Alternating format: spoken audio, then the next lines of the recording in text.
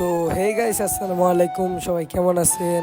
আশা করি আল্লাহ তাআলার রহমতে সবাই ভালো আছেন। আজকে আরেকটি নতুন ব্লগ নিয়ে আজকের ব্লগটি হচ্ছে সেলুনে চুল ছাড়ার। তো আমি আর রাসেল প্রথমে যাচ্ছি সেলুনের উদ্দেশ্যে, গাড়ির জন্য অপেক্ষা করতেছি। পরে গাড়ি চলে আসলো, গাড়ির ভিতরে বসলাম, অবশেষে চুল ছাড়তে বসে গেলাম।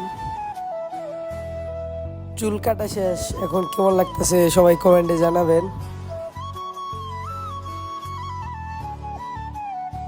এখন বাড়ির উদ্দেশ্যে রওনা দেওয়া হলো। তো গাড়িতে উঠে বললাম।